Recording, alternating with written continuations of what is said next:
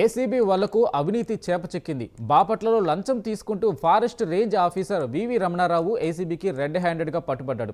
Contractor Karri వీర్లంకయ్యకు బిల్లులు చెల్లించాలంటే ₹125,000 లంచం ఇవ్వాలని రమణారావు డిమాండ్ చేశారు. దీంతో కాంట్రాక్టర్ ఏసీబీ అధికారులకు ఫిర్యాదు చేశాడు. పక్కా సమాచారం మేరకు నగరవనంలో కాంట్రాక్టర్ నుంచి డబ్బులు తీసుకుంటుండగా రమణారావును ఏసీబీ అధికారులు రెడ్ హ్యాండెడ్గా పట్టుకున్నారు.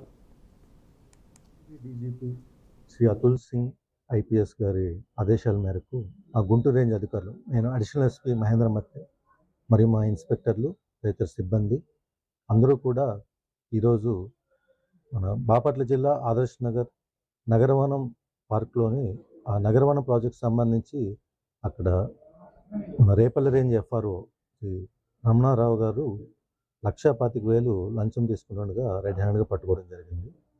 ఈ లంచం డబ్బులు నగరవనం ప్రాజెక్టులోనే వన సంరక్షణ సమితి వారి ఆధ్వర్యంలో అక్కడ కాంట్రాక్టరు వీరలంకయ్య అలియాస్ బుజ్జి అనే అతను ఆ కాంట్రాక్ట్ వర్క్ చేసినందుకు గాను అక్కడ వుడెన్ డెక్ అనే కాంట్రాక్ట్ వర్క్కి 5,90,000 అవగా ఆ బిల్లు ప్రాసెస్ చేసి అది ఇతని అకౌంట్లో పడినందుకు గాను దానికి 25% డిమాండ్ చేసి అందులో 1,25,000 తీసుకోవడం జరిగింది.